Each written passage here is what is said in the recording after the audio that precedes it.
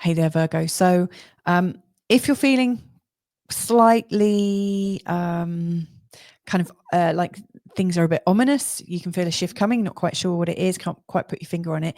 It might have something to do with the total lunar eclipse that's coming up in your own sign on the 13th if you're in America, or 14th if you're Europe and beyond. So what I'm talking about in this forecast is the next couple of weeks, starting from the total lunar eclipse in your sign, right the way through to the next eclipse, which is the partial solar eclipse, which is a new moon in Aries. Now, this is a very jam-packed 2 weeks. Proper jam-packed. I mean, it's not just about 2 eclipses, and those alone would create a massive amount of shifts in the world. And they do, eclipses come along and we see shifting weather patterns in the 2 weeks leading up to it and the 2 weeks after. So they are big events.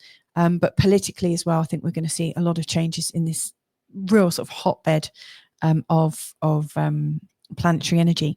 But the very next day after this total lunar eclipse in your sign, Mercury goes retrograde. Venus is already retrograde. So, this is going to be interesting. We've also got 3 Cazimis, which are conjunctions with the sun, and also the sun in a conjunction with the North Node, which is very karmic, Mars in a square to Chiron, and also beautiful aspect, and that's Venus in a conjunction to Neptune. I mean, that's a lot for a 2-week period. So if you'll give me a few moments, I will spend a bit of time and pace you through it. If you're new to this channel, by the way, my name's Louise Satana Munson, and this is Feel Good Astrology. The whole purpose of my forecasts is to create a bit of space for you so that you're able to navigate what's coming up in a way that feels exciting. Like there might be some useful perspectives, so I look at the stars and I sort of decode it for you. That's my whole goal here. So anyway, let's have a look at what's coming in for us. So just to sort of lay it out in a couple of different ways. The first way I want to show you, so this is really a waning moon forecast from full moon, the eclipse, right the way through to the next new moon, the partial solar eclipse. And so right now at the time of the full moon and the total lunar eclipse, all energy patterns seem magnified. Often people feel really wiped out and overwhelmed. They often feel quite tired because all of their patterns seem to catch up with them. So if you've left something like a loose end somewhere, that could be the thing that kind of trips you up. So, if you're listening to this before it goes into the fullness of this complete eclipse, I absolutely recommend that you tie up any loose ends as quickly as you can, because you'll be really helping yourself. I think the fear that can come up with the overwhelmment, I think, is because of a fear of being able to cope. And so at the time of the full moon, what often happens is we just cannot hide from our patterns anymore. And so we then quickly start thinking, okay, what do I need to slim down? What do I need to let go of? How can I manage this? And so, in the first week of this 2-week forecast, you're in the sort of, or we're all in this process of letting go and discerning and being very conscious about what we're putting our attention on, and consciously kind of cleaning our pathway. At this midpoint here, the third quarter, you'll see there's just as much illumination as there is mystery and darkness. And so we're coming to a time where we're challenged to not just be working with externalized ideas, but we're sort of encouraged to go deeper inside and to play with the mystery of life. Things aren't so clear. You might have to make a decision blind. You might need to go on your instincts. And then as we're coming into this last week and getting closer and closer to the new moon, you'll be letting go of more and more. It really is a kind of soul purge, one that's, I think, creating greater levels of trust. You have to trust in the process with this kind of thing. It really is letting go. Obviously, if you're a typical Virgo, they're not very good at letting go. You're not very good at letting go. So like the Virgo energy isn't so much about letting go. It's about managing and being practical, taking practical action, and always kind of moving in a sort of mercurial way. Mercury's your ruler. So it's hard to let go of the mind. And yet straight after this full moon, Mercury goes retrograde. And so all bets are off. It feels like you can't rely on the mind in the usual way. So this is going to be interesting. your intuition is absolutely going to be coming up as a key skill in this 2-week forecast, especially as we get closer and closer to that new moon, where there's a lot of opportunity.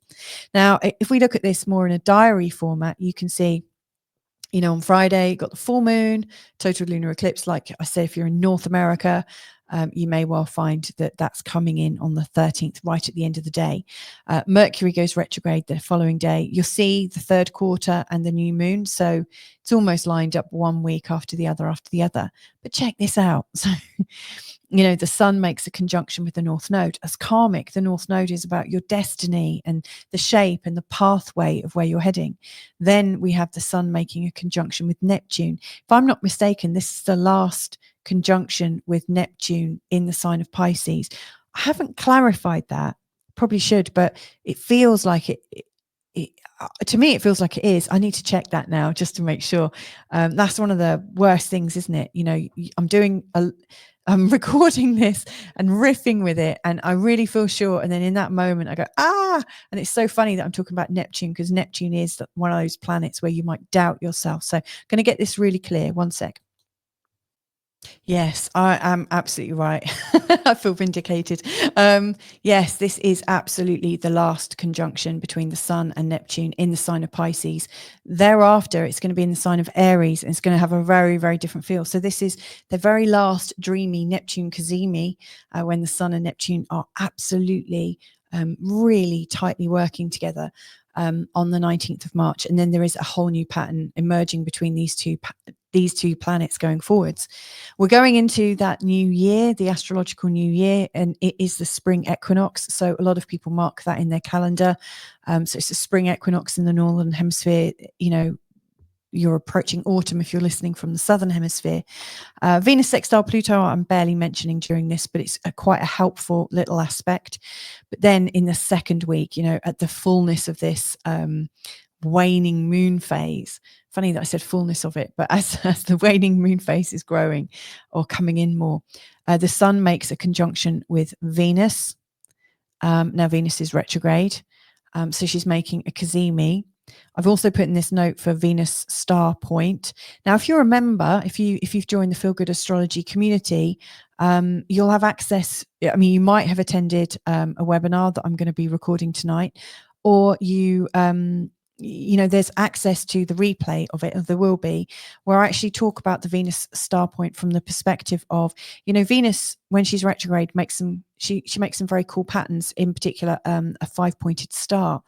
And so on the 23rd in particular, up until this point, when she's been seen in the sky, she's been seen as the evening star Venus. So she's actually going to disappear from our view on the 23rd. And she's not going to reappear until the 27th, when she reappears as the morning star. So, we've got like the death of Venus in one capacity and the rebirth of Venus. So there is something very big going on with Venus in this week. And this happens every time she goes retrograde. So, there's a lot of information in that particular webinar. So if you want to see it, consider joining my community, and all the details are below. But anyway, there is the Venus Cazimi. And again, if you're a community member, I will have a document that will give you all of the times of the Neptune Cazimi, the Venus Cazimi, and also the Mercury Cazimi, so that you can absolutely use those times to wish upon a star, to really create a strong intention. Let me just quickly mention, something about the Cazimis. I'm going to liken this to going to a party, so you might be Venus at the party. I'm going to call you Mercury, actually, seeing as Mercury is your ruling planet. So you're Mercury, you're at the party, kind of just trying to see what's what. And then this big, larger than life character comes into the room, and it's the sun. So the sun's arrived at the party, and all of a sudden everyone's cheering, yes, the sun. And the sun, even though he's right over in the corner, he's filling the room because he's just so big, he's larger than life. And at that moment, you're kind of overwhelmed, like people can't really kind of see you or focus on you because the sun is taking the attention. Anyway, the sun moves a bit closer to you, and then it's like you're being burnt up in the sheer heat and magnitude of the sun. It's almost as if you don't exist. And then for one small moment in this party, the sun notices you and he puts all of his focus on you. And he's like, hey, dude, hey, Mercury, how you doing? And all of a sudden, it's like you are lit up and the whole room sees you and understands what you bring to the table. And then the sun kind of clears off the other side.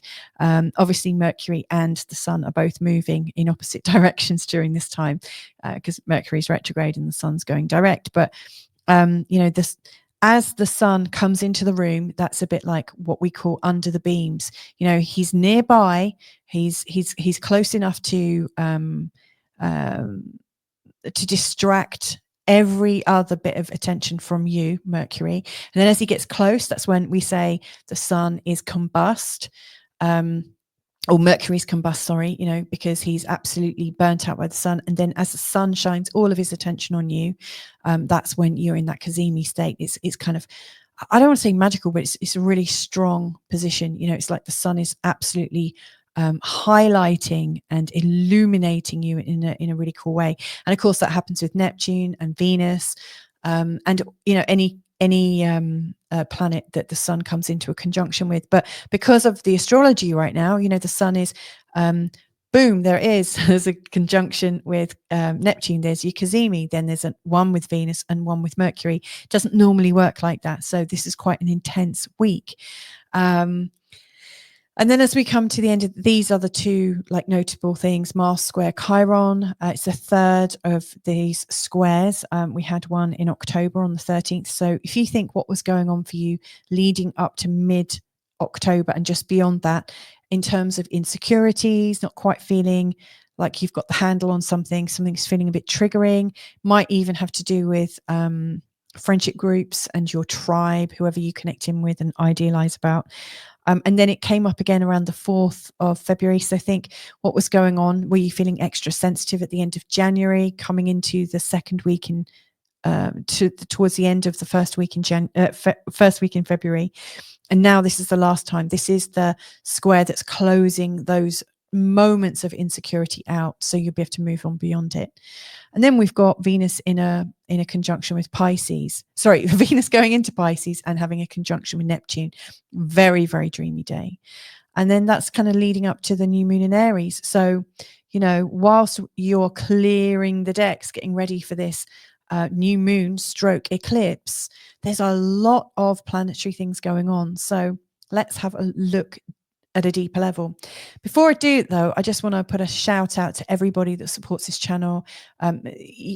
All of you on this list, you've supported me at some point in 2023, 2024, 2025. And I really, thank you. It really helps me. And you've done me and the whole community a solid. So thank you very much. But anyway, yeah, what I've got here are 3 different charts. First of all, the one for the total lunar eclipse in Virgo. And then I've got one for, I was going to do it midway, but I figured going, starting the astrological new year was pretty big. It looks like the sun is halfway into Aries, but, the sun and Neptune are almost conjunct at that moment. So they are so tightly woven together there. And then the last one is the new moon in Aries chart. So you'll see, if you keep an eye on, watch the moon, you'll see the moon comes around here and then up here. And of course, what's really happening is the moon is making this journey during this phase. So from your perspective, I really think this new, this total lunar eclipse in Virgo, which is obviously a full moon. The full moon kind of energies magnify things, but this is all about you and your identity and who you are, where you're going. It really feels personal. So when things are blowing up around you, if they blow up, or you might just feel very sensitive, often when people have the moon going through their first house, or in particular over their ascendant, we often feel like we've got our emotions on our sleeve. We're wearing our heart on our sleeve. People can really see what's going on and read us very easily.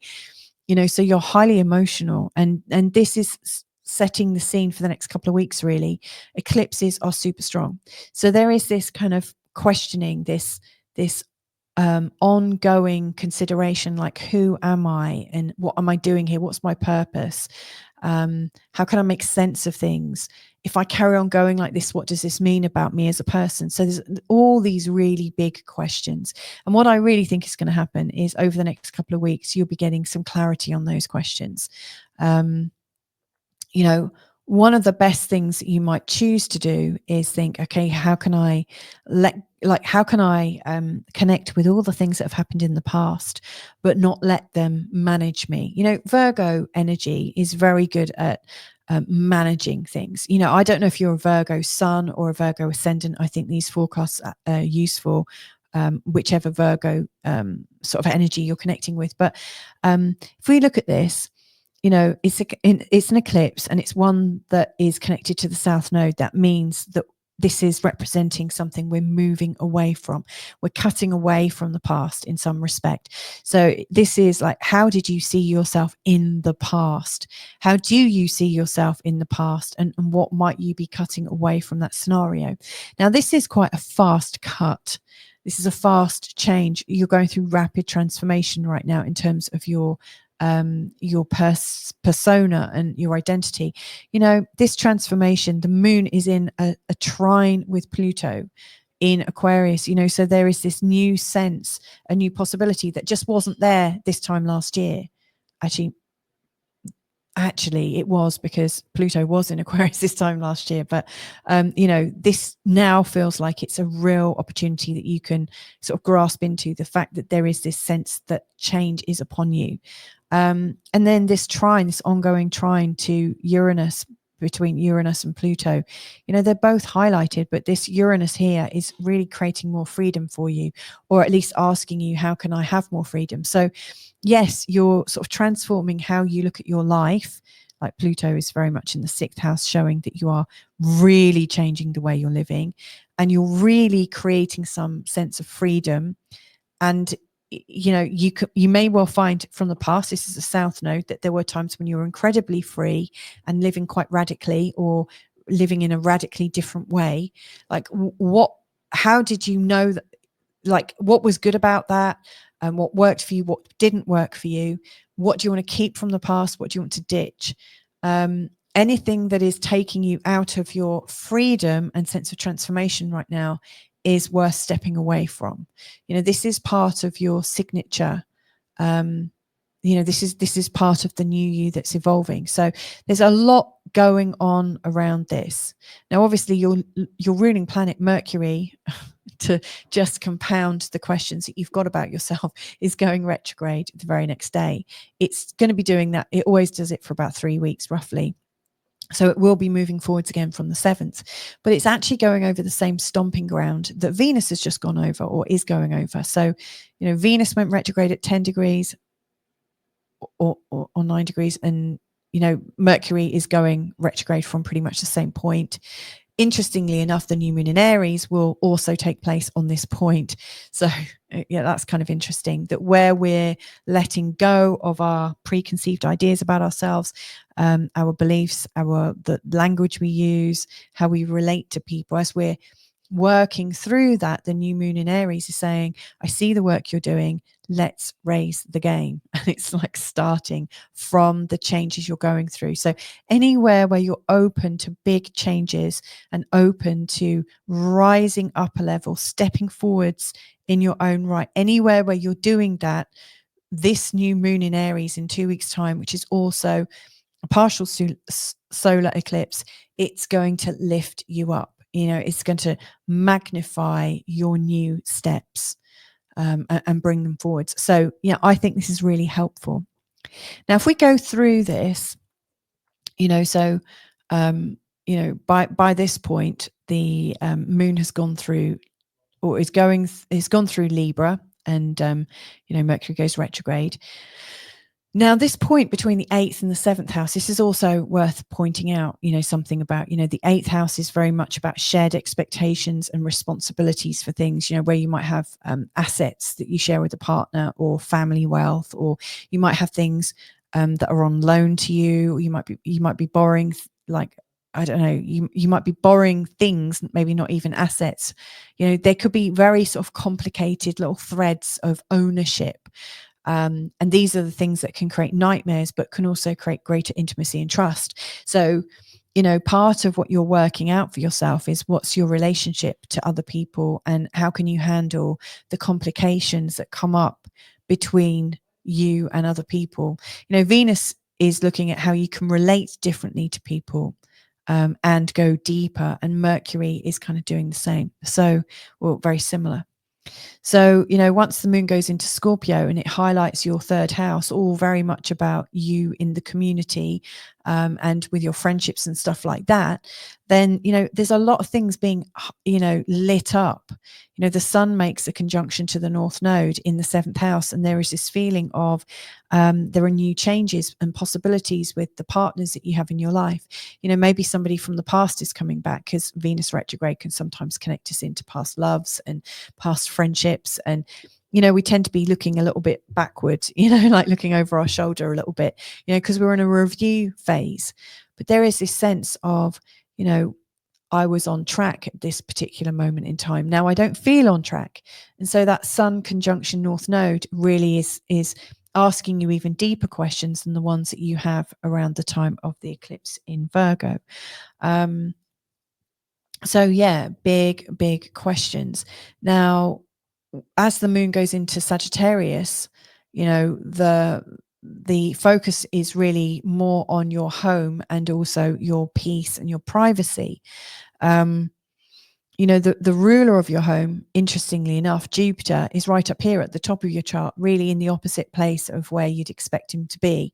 He is at the top, sort of showing how you feel about home has felt like not as sacred, not as private.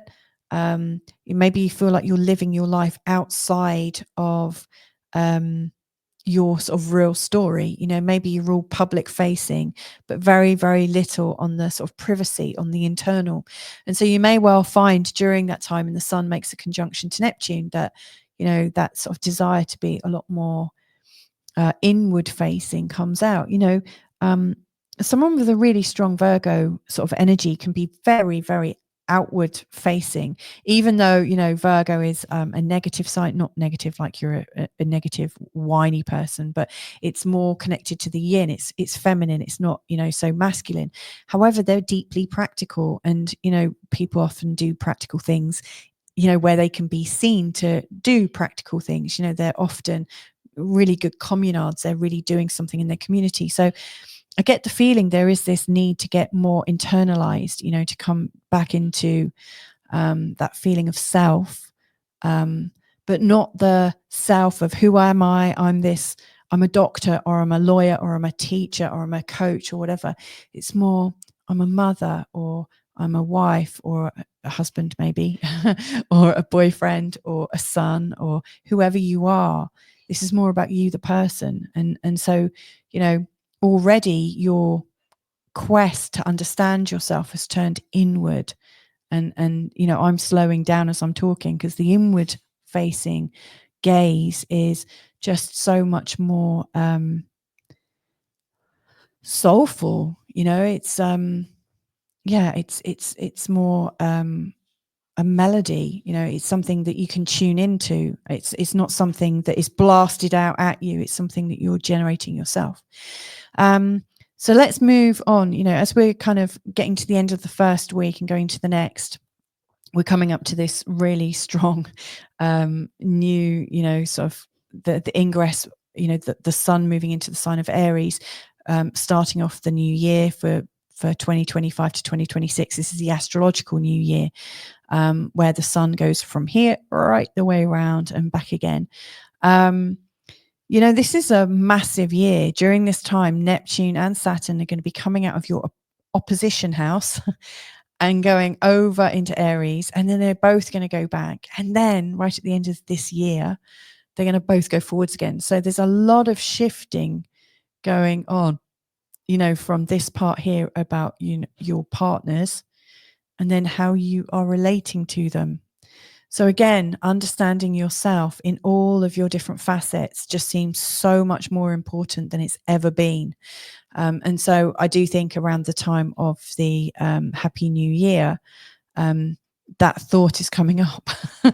It's so strong. And then we're getting a little bit more practical, because this side of the chart I always think is a lot more sort of practical. We're doing a little bit more, so during the time in Capricorn, like this time here from the 22nd in particular to the 26th, or you could say the 23rd to the 27th. I mean, we're coming into the time where Venus, in her evening star capacity, drops down, and we don't see her anymore. It's like she vanishes, and then she resurrects with a new persona. Now, she, in your chart, she's ruling your second house, to do with your investments, your money, how you receive things, but also how you see yourself. Venus also rules your ninth house, which has a lot to do with freedom. Now, it just so happens that the evening star has more of a resonance with your money, and the morning star, when she comes up around the 27th, is so much more about your physical freedom, and so much more in alignment with your sense of exploration and a curious mind, like real sort of like deep curiosity. Now, the morning star Venus is a lot more like a warrior. She's a lot more like a strong woman, a strong sort of feminine energy. And obviously we all have a feminine energy within us, no matter our gender. And so there is a stronger, more strident need to be exploratory. There's a stronger curiosity coming out in you, and you may well sort of translate that into studying. You might be translating that into teaching and sharing, but it's a big energy nonetheless. And so during that time when she kind of disappears and then reappears, you're going through the fifth house, which is about how you live your life and lift yourself up. What are you creating? And then what do you need to have in place to make your creations easier? So how are you organizing your life? And then who is going to experience your creativity? The people in your life. And so there's a lot going on. As Venus is disappearing and then coming up and being reborn, to me, it's like you've gone through the process of thinking in terms of your creation, and you've taken yourself on a journey from initiation to delivery. So this last week, this is, I think, where a lot of the action is taking place. We've got this Venus Cazimi, we've got a Mercury Cazimi, and then this beautiful conjunction between Venus and Neptune in the sign of Pisces. This is a very dreamy, great time to initiate things in our minds.